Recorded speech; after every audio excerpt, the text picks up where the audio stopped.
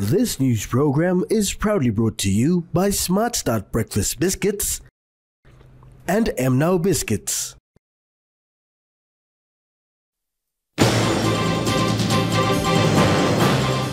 Evicted community appeals to government. 29-year-old husband viciously murdered. And public motor vehicle drivers impacted by inflation.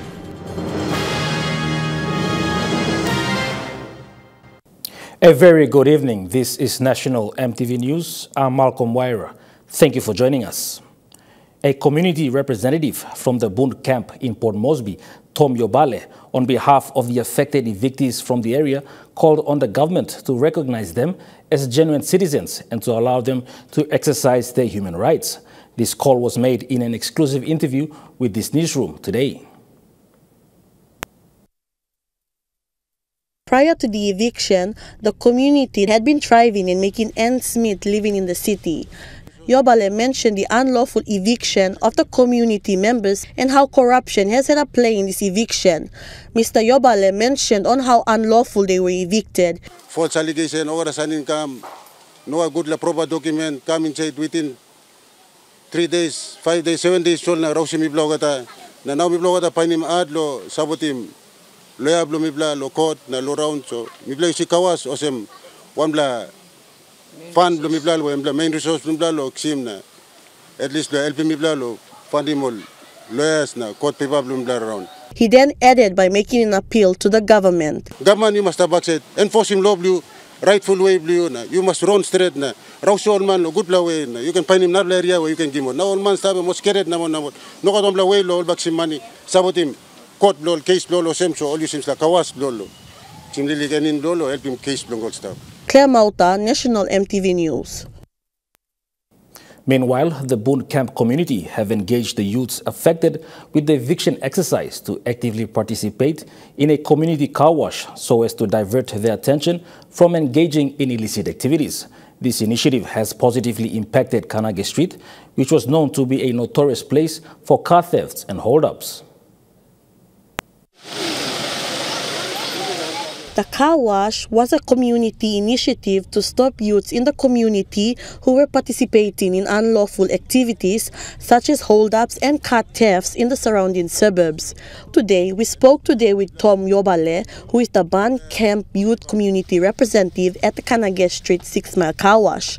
Yobale spoke of the reason behind why youths were doing such unlawful deeds. Plenty of rascal passing, plenty of something where all not supposed to make it win. Come up big blah because government ino pidlo luksawel all. Ino pidlo all work where can give all youths to me blah. That's why me blah provide him all own work me blah lo make him all slakawas lo area lo slap. Just because lo make him all youths to blah busy. He went on to say the government must utilize the youths as they are the upcoming leaders of this country.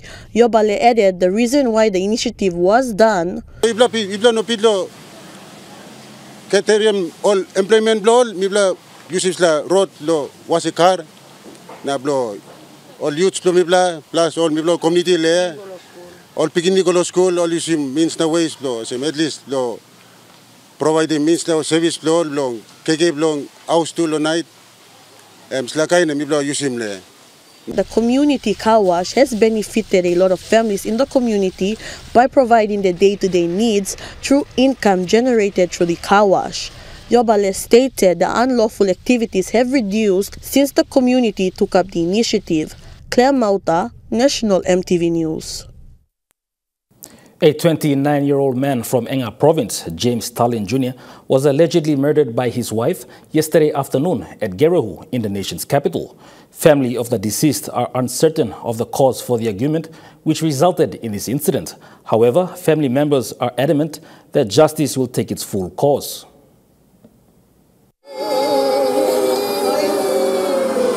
This unfortunate situation has left the close relatives of the deceased disheartened.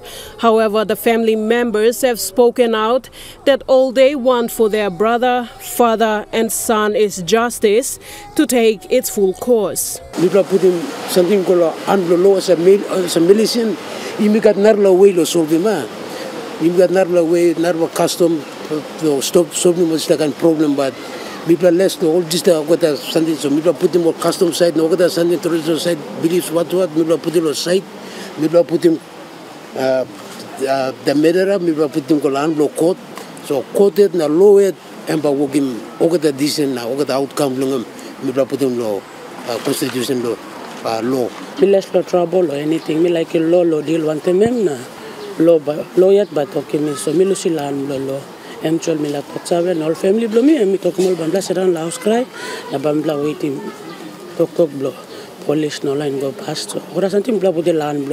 According to the relatives of the deceased, the incident occurred yesterday afternoon at Rainbow in Port Moresby, where the wife was alleged to slit the husband's throat with a knife. The deceased was rushed to the Geru hospital but was pronounced dead upon arrival due to the excessive blood loss. The wife is a final year law student at the University of Papua New Guinea and is currently behind bars at the Boroko police station under custody, awaiting further investigations. The relatives of the deceased are yet to confirm the argument the couple had that prompted the murder.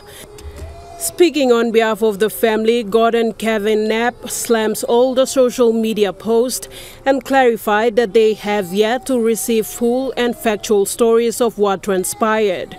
However, the matter is now before the police and they will provide an update once the matter is solved via investigation. Social media go viral. Some negative, some positive recent. When something come up low, social media, people not talk or this time people not confirming. The accused is from the Bua District of Western Islands Province. She was married to the deceased for 8 years and has a 2-year-old son. Sharon Engnui, National EMTV News. As the new year begins, inflation continues to affect people throughout the country. Public motor vehicle drivers at the Gordon's bus stop today shared their struggle of making money during this tough economic time. Comparing the past experience of running a PMV to the recent years, Nathan Nips, a bus for drivers, said PMVs are struggling to meet the target amount set by the bus owners. The recent inflation is now affecting their daily take-ins. Making money low bus nowadays, before more right. Before 2015, I come down no same right, but come down was same. Amos Akim competition and this kind of fuel price to go on the car to plant this time. Me blood lo making money. Me blood car 200 number 150 number go louse no problem car to em complain all making profit so kind of 100 number me blood again fortnight live blood this kind to the number all making lo blood no blood to man at me blood same number but me blood work. Sharing the same sentiments with Nathan Nips is Kevin Hue, a taxi driver of the Zero More Taxi Company. PNG mi look mosem, overall price look again, school be overall Sunday skyrocket. So mi blow feeling mosem now. Ada isem mosem money crisis league na mi blow look mosem. Hardly leak. Me plus making money before me plus taxi driver. Yes, me plus our incher lo one blood day. Some blood me plus making 400 or 300, 200 number. But now incher me plus making money also can know that. Me plus incher one blood day me plus 60 now or 50 na taso. On behalf of the bus drivers at Gordon's bus stop, Matthew Tokra, a bus for driver, requested for the Road Traffic Authority to stop buses that are not following their roads. RTA mem need long. Come lo bus stop na. Em need lo checking mol car. Sample one routing him, Mibla on Lenem, Peblagar, Mibla make him low 3,000 to 4,000. Mibla me, but Emlo one routing. But Sample no got root ball narla, but all can put in jello. One route where Mibla me Manuel also Salagam jet them. Now car and pull up now. Mibla make Manuel Lenem, I'm dropping. So I'm almost checking lo bus stop, checking Peblagar. One routing blame must Salago route blames. Malinta Yopolo, National EMTV News. With the high inflation experienced across the country, presidents of the Micro, Small and Medium Enterprises Council, Desmond Yaninen, gave an insight as to how SME holders should operate during these tough economic times. President Yaninen notes 3 major points for all the SME to consider for their operations at these economic tough times, which include how SME charge their products and services. During these tough periods is number one, look at your pricing. Are you charging the right price? Unfortunately, a lot of SMEs, they struggle with pricing, and many of them underprice their services. So look at pricing and see if you are selling your product or service at the right price. Mr. Yaninen pinned a spotlight to the expense that most of the SME holders still can't differentiate and calls for improvements on that regard. They cannot distinguish between a personal family expense and a business expense. And as a result of that, we tend to take the money from the SME and pay for personal expenses. And that's really one of the biggest causes of failure with small businesses, is taking the money from the business and paying personal expenses and not being able to put the money back into the business. He further added that the other factor to consider is the consumer's welfare, highlighting that the products and services offered must be appreciated. Take care of your customers. Your customers are really, really important, so make sure that you provide a product or service that is appreciated by your customers, and customers get actually what they pay for. Many times there's been instances where an SME will sell something to a customer, and when the customer gets it, it's not actually what they paid for. The quality is not as high as they would have liked it to be. So, Sharon Engnui, National EMTV News. The 200 million kina funding allocation by the national government to support all the small and medium enterprises across the country seems to have no impact or have not trickled down to SME retailers around the country. This was identified yesterday by some of the operating SMEs in Port Moresby.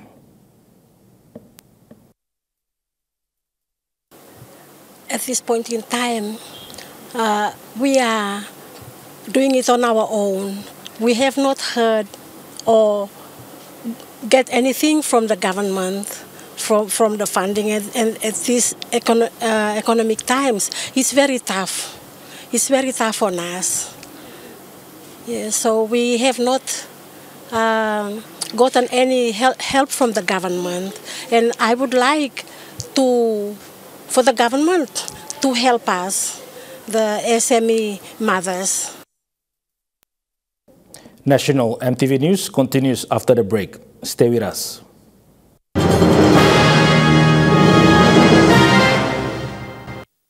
You're watching National EMTV News.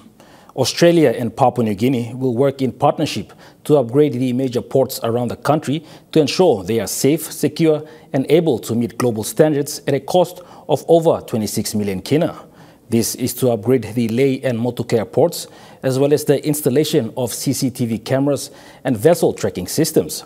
Other security and safety enhancements include over 12 kilometers palisade fencing of ports around the country, with over 545 solar light installations and an investment of 1.43 million kina in solar security lights and perimeter fencing for Buka and Kiata ports. Ports are gateways to the outside world, hence play a critical role in facilitating commerce and economic development of a country. There are currently 16 ports in the country, managed by PNG Ports, with Lae in Morobe Province being PNG's busiest port, followed by Motukea in Port Moresby. Japanese ambassador to PNG, His Excellency Nobuyuki Watanabe, will visit Enga Province on the 8th to the 10th of February to commission vital infrastructure development in health and education. Japanese ambassador to PNG, His Excellency Nobuyuki Watanabe, will visit Enga Province early next month. This was revealed by the first secretary to Enga Governor Sir Peter Ipatas, Dr. Stephen Kikala. Kikala shared satisfaction towards his involvement in the meeting yesterday evening at the Japanese embassy, which both the Japanese ambassador and Enga Governor attended. The two leaders discussed the Japanese government's current and future project initiative for Enga Province. It is confirmed that His Excellency Ambassador Watanabe will visit the province from February 8th to the 10th, where he will commission bridge infrastructure projects and announce new project ventures in the health and education sectors. Sharon Engnui, National EMTV News. The 2024 academic year for Yari Primary School in Porgera in Enga Province will be affected following the underground tunnel of the new Porgera mining that subsided, damaging most of the school's facility. Due to the collapse of the Porgera gold mine underground tunnel, damaging classrooms and teachers' houses of the Yari Primary School, which is located within the special mining lease area of the Porgera gold mine, the school will be closed for an indefinite period. Buka Yombon, a local from Yarik village, has raised concern indicating that with the 2024 academic year to begin on January 22, the future of the students attending Yarik Primary School and the surrounding areas will be greatly affected. He said Yarik village is made up of 7 clans with an approximate population of 10,000 people. The new Porgera Limited has now taken the responsibility to renovate and construct new infrastructures for the replacement of classrooms and staff houses that were damaged due to the collapsing of the underground tunnel. Yambon said even though Yarik is in the SML area, special consideration hasn't been given to the innocent children of this area, as their rights to education will be deliberately deprived by the company. Louis Maingu, National EMTV News. The newly elected member for Laigam Open, Amos Akim, has announced the immediate upgradation of Laigam Station into a township this year. Akim made this announcement recently in the presence of the first Chief Executive Officer of the newly sworn-in Laigam District Development Authority, George Pio. The Pioneer MP stated that LDDA will ensure Laigam District Hospital is fully staffed and operational on a daily basis. The member will look to renovate and upgrade the Laigam Police Station and Barracks and the district to have a separate district court with a magistrate to reside and work in Laigam. The MP is planning to also maintain and construct new educational infrastructures for elementary, primary, high schools and secondary schools throughout the district. MP Akim is optimistic in venturing into commercial business ventures with companies to have organic produce office district to be sold to Porgera Mine and other major business houses. Akim also plans to open up a bank in his district and source electricity to power up the town and its surrounding areas. LDDA CEO George Puyo assured the MP that he will work closely with him to ensure the visions and plans of LDDA are collectively implemented accordingly. First LDDA meeting will be held soon after, following the swearing-in of board members on Friday the 5th of January by Acting Principal and Senior Magistrate Nancy Lipai. Malinta Yopolo, National EMTV News. Providing accurate information at the early stages of predicted natural disasters is vital to equip the population with the knowledge to prepare in advance for storage of relief supplies and basic needs. Lazarus Dawa, the National Nutrition Focal Point Officer from the Food and Agriculture Organization, revealed this on Friday, 5th of January. Mr. Dawa said from past experience of El Nino in 1997 and 2015, they discovered that communities were very resilient as people helped themselves during those unfortunate times. However, with the recent predicted El Nino that will hit its highest peak in March of this year, Mr. Dawa said people need to be equipped with the knowledge to prepare for the coming El Nino. So the most important thing that we can do now, we can mobilize resources, but that won't be enough to meet the majority of the population throughout the country. But the best thing we can equip them with is knowledge of when we are expecting drought to come in and what they should do early before the drought comes in. So working with the communities, we have learned a lot from them. What are the different coping strategies that they are using? How do they kind of make decision on what resources to use for now and what they want to preserve for later use during the drought. Dawa emphasized on the importance of agriculture system in Papua New Guinea. As we know, 80 to 85% of the population rely on agriculture, and they rely on sufficient agriculture based on rain-fed agriculture system in PNG. We really rely on rain for food production, for animals and livestock, even for consumption as well. He said the weather pattern of rainfall and drought is crucial for the economy of the country as well as the livelihood of the people. Malinta Yopolo, National EMTV News. National EMTV News continues after the break. Stay with us.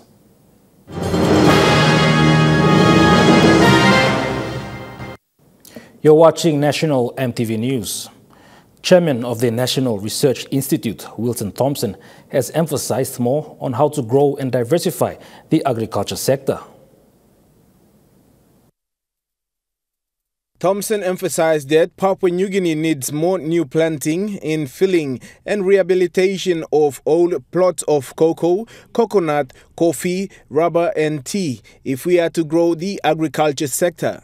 Wilson Thompson, who is also president of the Farmers and Settlers Association, said that the expansion and growth can be done through seed nursery, transplanting from under the trees, or in case of coffee, from stumps and cuttings.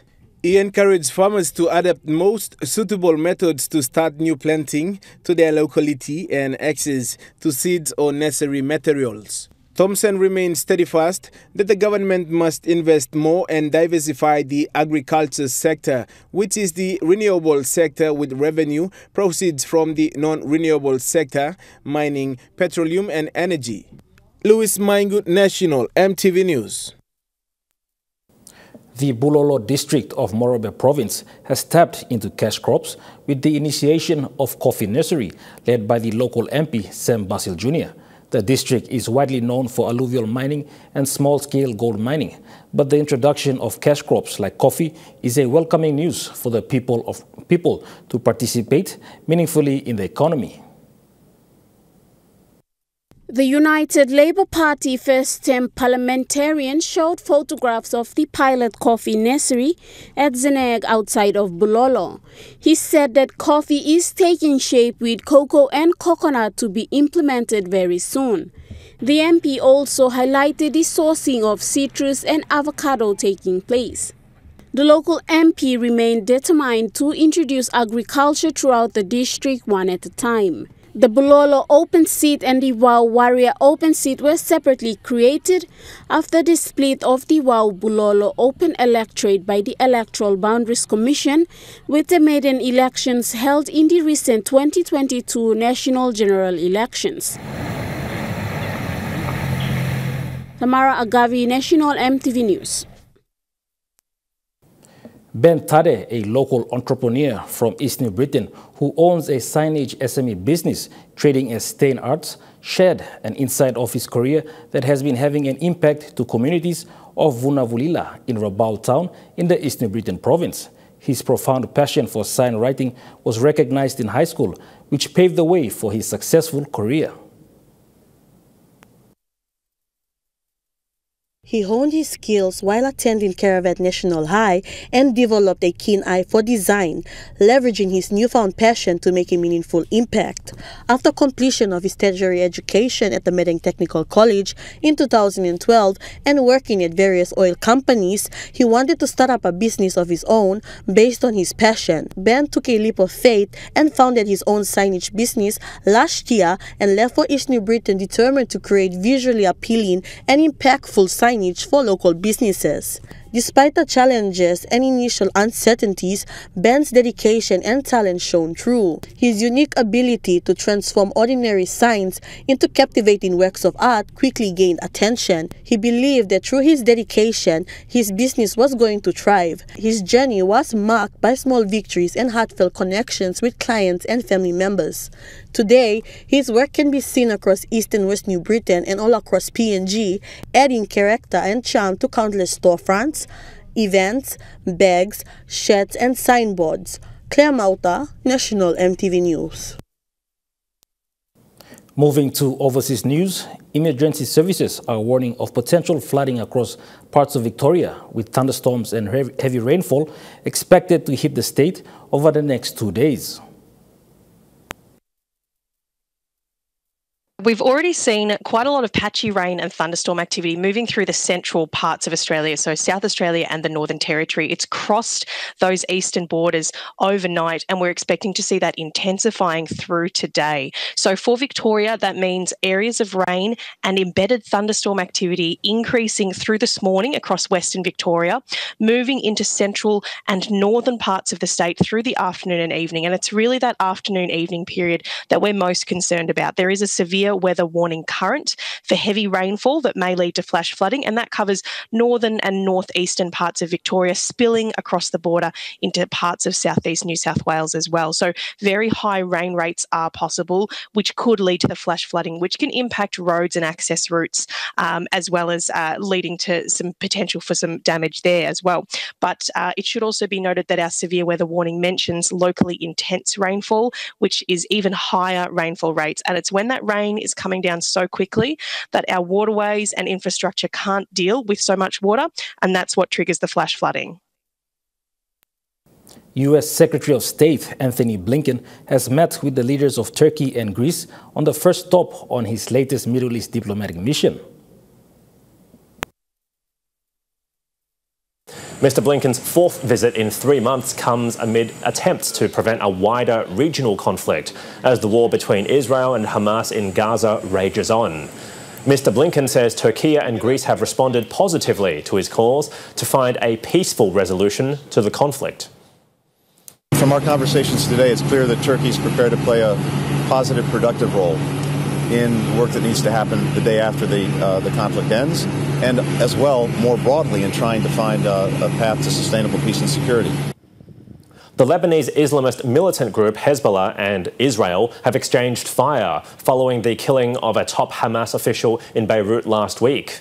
Hezbollah said it launched 2 volleys of rockets at an Israeli observation post in the country's north, saying it was retaliation for the death of Hamas deputy Salah al-Aruri. It comes as EU Foreign Policy Chief Joseph Borrell joins peace efforts in the Middle East, warning that a war with Israel is the last thing Lebanon needs. I think that the war can be prevented. أعتقد بأنه يمكن تجنب الحرب. Has to be avoided. ويجب أن نتجنبها.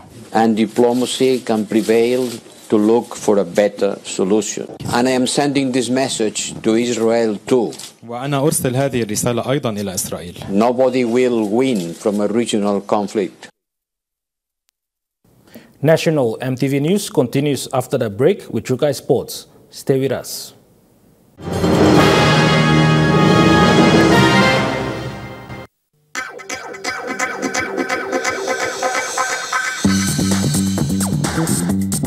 Chukai Sports.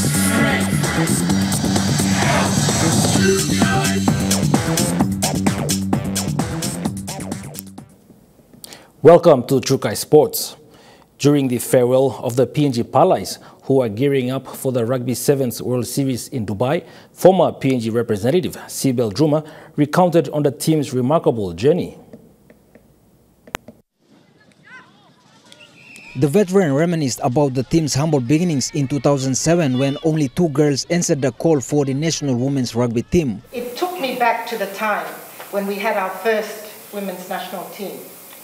And at that time we were called the PNG Ruggianas. We were not the Palais then.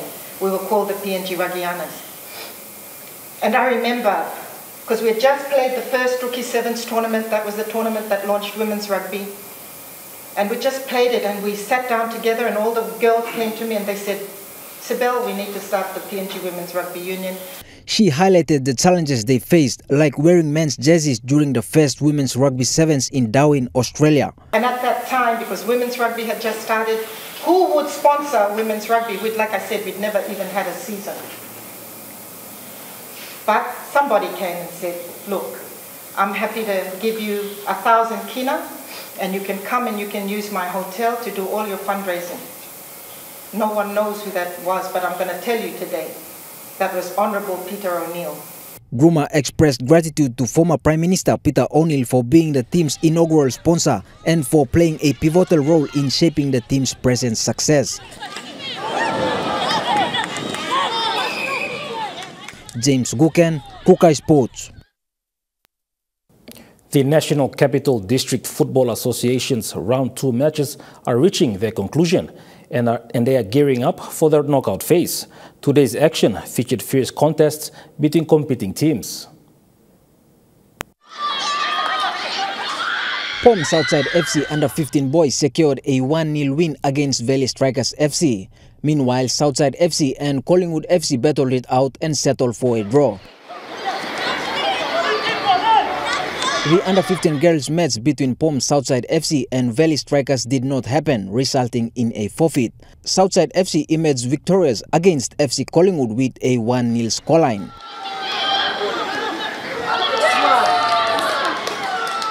In the under-17 girls category, Southside FC faced FC Collingwood, ending in a 1-1 draw, while POM Southside FC had to forfeit, giving Valley Strikers a 2-0 win. Valley Strikers FC dominated the under-17 boys match, securing a 1-0 victory against FC Collingwood. Matches in the male and female under-19 and under-23 categories unfolded next, followed by the men and women's adult league classes. James Guken, Trukai Sports. Trukai Sports continues after the break. Stay with us. Trukai Sports. You're watching Trukai Sports. Moving to overseas sports, in the Big Bash Cricket League, the Sydney Sixers remains in second place on the ladder after a comfortable win over the Melbourne Stars yesterday. The Stars batted first at home and made 156 with Sixers spinner Todd Murphy, restricting their total with brilliant figures of 2 for 15 from his 4 overs. A knock of 79 from English opener James Vince steered the Sixers to victory, along with 41 from Daniel Hughes, as they won with 11 balls to spare. The Socceroos have prepared themselves well for the start of the next week's Asian Cup tournament as they defeated Bahrain in Abu Dhabi last night.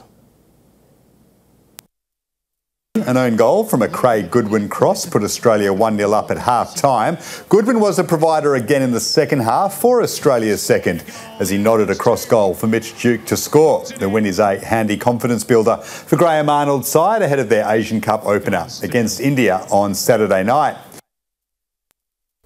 Germany has edged out Australia to make the final of the Tennis United Cup tournament. The German team of Alex Zverev and Laura Siegemund won the deciding mixed doubles rubber 7-6, 6-7 and then 15-13 in the third set over Storm Hunter and Matt Ebden. Earlier though, Alex de Minaur continued his superb build-up to the Australian Open with a gutsy win over Zverev from a set down to keep Australia alive. De Minaur's 5-7, 6-3, 6-4 victory follows a quarter-final win in the tournament over Novak Djokovic. In the women's rubber, former world number 1 Angelique Kerber beat Alia Tomljanovic. Germany will now meet Poland in the United Cup final.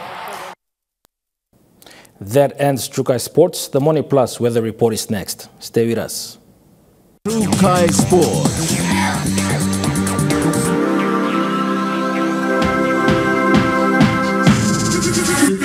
Trukai Sports.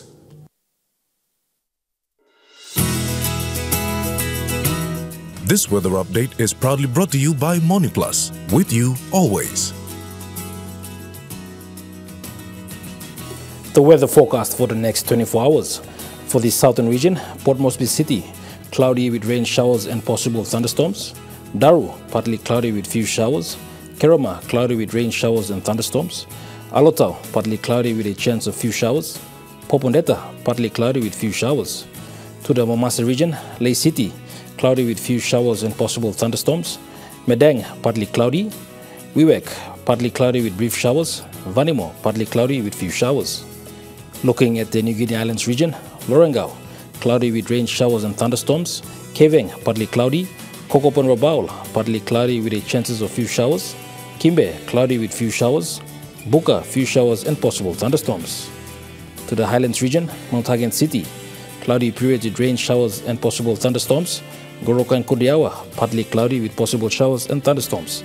Mendi and Wabeg, cloudy with some rain showers and possible thunderstorms. Looking at the small ships forecast, waters of southern PNG Indonesian border to Daru to Kiwai Islands to Kerama to Yule Island to Hood Point to Samari Islands, seas 0.5 to 1 meter. Waters of Samari Island to Cape Vogel to eastern and western Milne Bay Islands, seas 0.5 to 1 meter. Waters north of Cape Vogel to Huon Gulf to Finschhafen, seas 0.5 to 1.3 meters. Waters of Finschhafen through VTS Dampier Strait to CIC Long Islands, seas 0.5 to 1.3 meters. Waters of Long Island to Medang to Wewak to Vanimo and northern PNG Indonesian border, seas 0.5 to 1 meters. Waters of Manus and its western group of islands, seas 0.5 to 1 meter. Waters of East and West New Britain to New Ireland, seas 0.5 to 1 meter. Waters of Bougainville, seas 0.5 to 1 meter.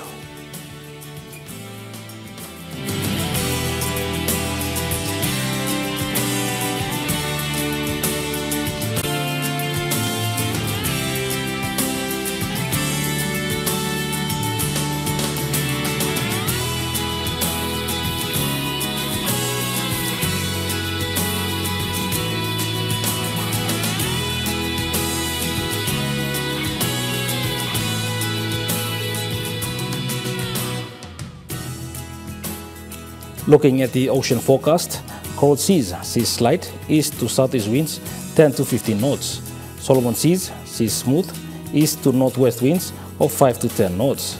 Bismarck Seas sees smooth north to northwest winds of 5 to 10 knots. Pacific Ocean sees slight north to northeast winds of 5 to 15 knots. The weather update was proudly brought to you by MoneyPlus, with you always. And that wraps up the news, sports and weather for Sunday, the 7th of January 2024. From all of us here, pleasant viewing. Bye for now.